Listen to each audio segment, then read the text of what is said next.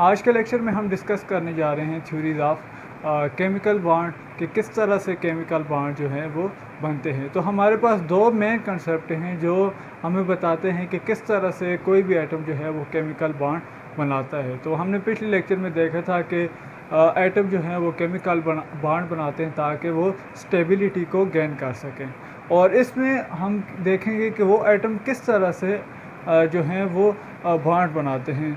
तो दो हमारे पास कॉन्सेप्ट हैं, एक जो है वो वैलेंस कॉन्सेप्ट है और जिसको हम इलेक्ट्रॉनिक थ्योरी ऑफ वैलेंस भी कहते हैं, और जो दूसरा कॉन्सेप्ट है वो ऑर्बिटल कॉन्सेप्ट है। इसमें जो है वो इलेक्ट्रॉन्स के इन्वॉल्वमेंट में हम कहते हैं, और इसमें भी इलेक्ट्रॉन इन्वॉल्व होते हैं, लेकिन उससे पहले जो है वो ऑर्बिटल इन्वॉल्व होते हैं।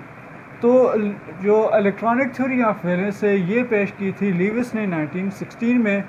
तो अकॉर्डिंग टू दिस कंसेप्ट इसने ये कहा था कि एटम जो हैं वो या तो इलेक्ट्रॉन्स को गेन करेंगे या लॉस करेंगे या फिर शेयर करेंगे। ठीक है कि उसने ये कहा था कि जब कोई भी केमिकल रिएक्शन होता है उसमें एटम जो हैं या तो इलेक्ट्रॉन्स को गेन करेंगे या लॉस करेंगे या फिर शेयर करेंगे।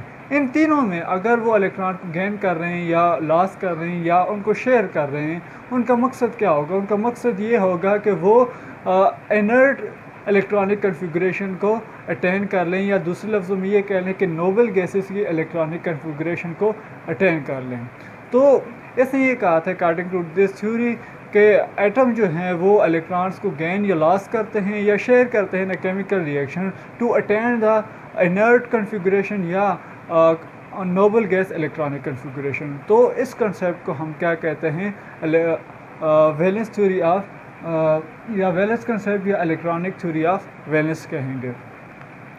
तो लीविस कंसेप्ट के मुताबिक जो है इसको आगे फर्दर जो है इसने दो रूल पेश किए थे कि किस तरह से एटम जो हैं वो इन्वॉल्व होंगे। तो एक को ऑक्टेट रूल का नाम दिया गया और दूसरे को डुप्लेट रूल का।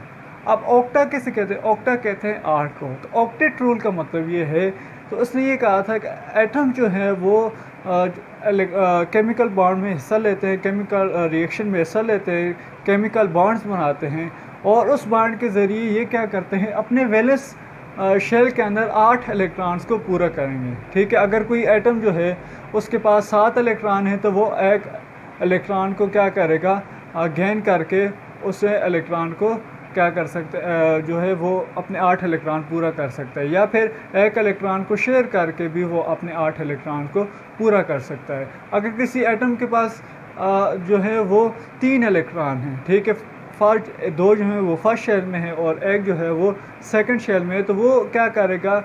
डुप्लीट रूल के मुताबिक एक इलेक्ट्रॉन को लॉस करके अपने वैलेंस शेल के अंदर 2 इलेक्ट्रॉन्स को पूरा कर लेगा। तो इस वजह से उसको डुप्लीट रूल का नाम दिया। तो ऑक्टेट रूल क्या कहता है? ऑक्टेट रूल ये कहता है कि जो एटम्स होंगे वो अपने वैलेंस शेल के अंदर को 8 इलेक्ट्रॉन्स को पूरा करेंगे, और इन 8 इलेक्ट्रॉन्स को पूरा करने के लिए या तो वो इलेक्ट्रॉन को लॉस करेंगे या फिर गेन करेंगे या फिर शेयर करेंगे। तीनों केसेस में वो अपना ऑक्टेट पूरा करेंगे। हम ऑक्सीजन को देखें तो ऑक्सीजन में हमारे पास जो है वो वैलेंस शेल के अंदर 6 इलेक्ट्रॉन्स होते हैं। तो ये ऑक्सीजन का न्यूक्लियस है, ठीक है, ये फर्स्ट शेल और ये सेकंड शेल। ठीक है, तो इसमें 2 इलेक्ट्रॉन होते हैं फर्स्ट शेल के अंदर, और सेकंड शेल के अंदर इसके 6 इलेक्ट्रॉन हैं। ठीक है, अब सेकंड शेल के अंदर इसके 6 इलेक्ट्रॉन हैं, तो उसको अपना ऑक्टेट कंप्लीट करने के लिए कितने इलेक्ट्रॉन चाहिए? 2 इलेक्ट्रॉन चाहिए। ठीक है, तो ये क्या करेगा? अपने 2 इलेक्ट्रॉन्स को क्या करेगा? शेयर करके किसी भी दूसरे एटम के साथ अपना ऑक्टेट कंप्लीट कर लेगा। जैसे कि हम देखते हैं वाटर के केस में, अगर हम वाटर का स्ट्रक्चर देखें तो वो क्या बनता है? H2O है। ठीक है, ये इसका फार्मूला है इसका। अगर हम स्ट्रक्चर देखें लीविस स्ट्रक्चर, ठीक है, इससे आगे मैं आपको बताऊंगा कि लीविस स्ट्रक्चर हम कैसे ड्रा करते हैं। तो अगर हम ऑक्सीजन का जो है वो लीविस स्ट्रक्चर जो है वो ड्रा करें, ठीक है, 1 2 3 4 5 एंड 6। ठीक है, तो चूँकि इसमें वैलेंस शेल के अंदर 6 इलेक्ट्रॉन होते हैं तो ऑक्सीजन के राउंड हमने 6 इलेक्ट्रॉन रखे हैं। तो ये क्या करेगा? ऑक्सीजन जो है वो 2 हाइड्रोजन के साथ बॉन्ड बना रहा है। तो इसका मतलब क्या हो गया कि एक हाइड्रोजन ये और ये एक दूसरे हाइड्रोजन का इलेक्ट्रॉन है।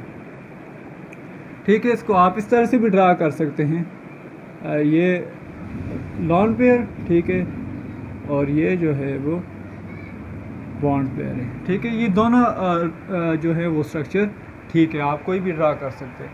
तो इसमें देखें यहाँ पर जो है ऑक्सीजन ने, ऑक्सीजन के पास अगर देखें तो 2, 4 और 6 और 8 इलेक्ट्रॉन जो हैं वो पूरे हो चुके हैं।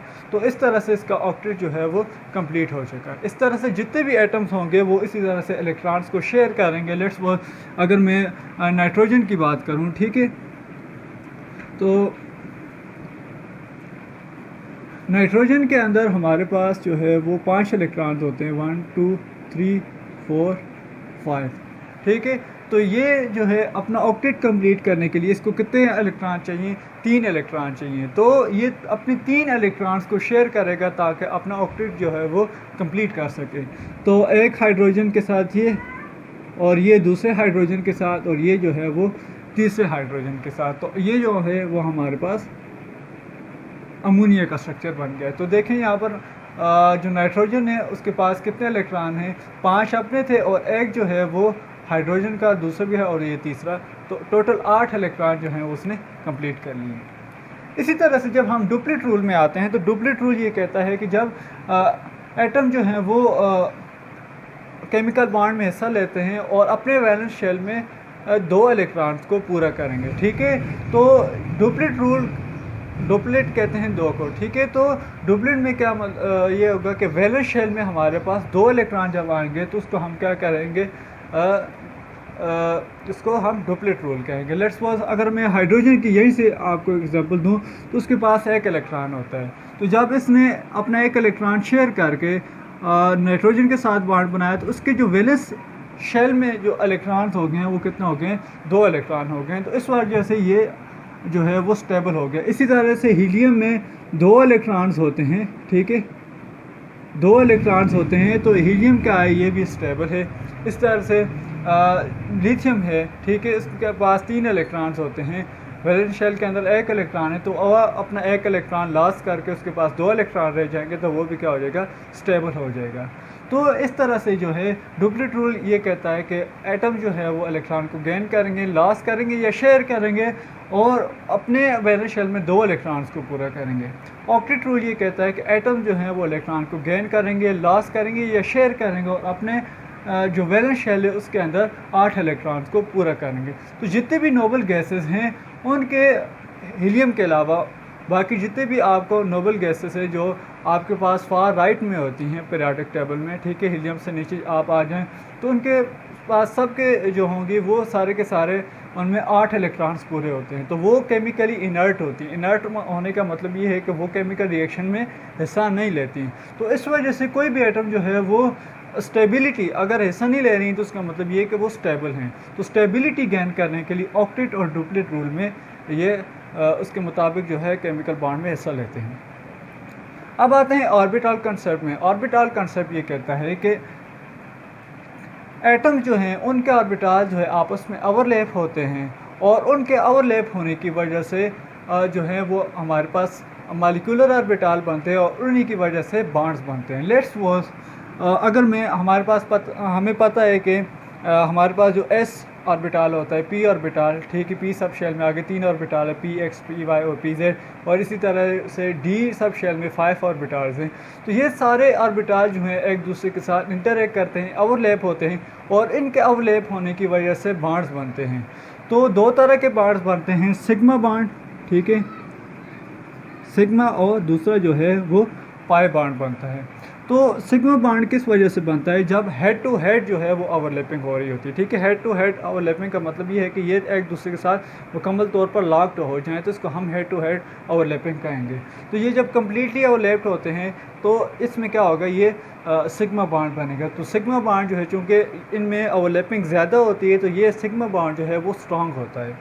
तो ये सिग्मा बॉन्ड जो है वो एस शेल और एस ऑर्बिटल और एस ऑर्बिटल के दरमियान भी बन सकता है, पी ऑर्बिटल और पी ऑर्बिटल के दरमियान भी बन सकता है, और एस ऑर्बिटल और पी ऑर्बिटल और एस ऑर्बिटल के दरमियान भी बन सकता है। तो ये तीनों ये जो ओवरलैपिंग है वो क्या है, सिग्मा बॉन्ड है, ठीक है। अगर मैं इसका स्ट्रक्चर ड्रा करूँ तो ये इस तरह से आपस में क्या हो रहे हैं, ओवरलैप हो रहे हैं, ठीक है, तो इस तरह से ओवरलैप होंगे, इसी तरह से ये आपस में ओवरलैप होंगे तो हमारे पास ये स्ट्रक्चर बन जाएगा।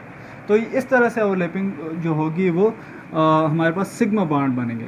अगर हम पाई बॉन्ड की तरफ आते हैं तो पाई बॉन्ड जो बनता है वो साइड वाइज ओवरलैपिंग की वजह से बनता है। तो साइड वाइज ओवरलैपिंग मतलब ये होगा कि हमारे पास ये जो है वो दो ऑर्बिटल्स हैं, तो ये साइड वाइज ओवरलैप होगी।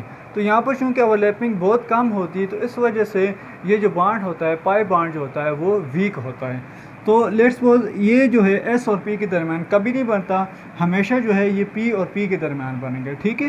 तो एक पी ऑर्बिटल ये हो गया और दूसरा जो होगा वो ये होगा। तो ये जब आपस में ओवरलैप करेंगे साइड वाइज,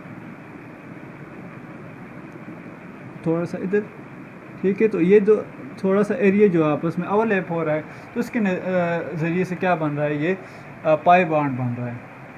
तो पाई बॉन्ड जो है वो हमेशा सिग्मा बॉन्ड के बाद बनता है, ठीक है।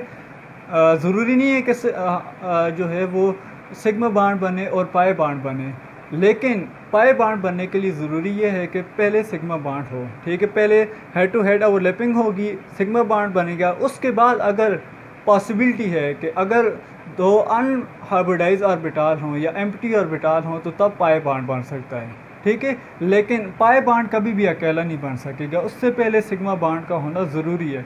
तो सिग्मा बॉन्ड के लिए ज़रूरी नहीं है, सिग्मा बॉन्ड जो है एक भी बन सकते हैं, तीन भी बन सकते हैं और चार भी बन सकते हैं। तो सिग्मा बॉन्ड बन सकते हैं, लेकिन पाई बॉन्ड बनने के लिए ज़रूरी है कि पहले सिग्मा बॉन्ड का बनना ज़रूरी होता है। तो ये हमारे पास थ्योरीज थी।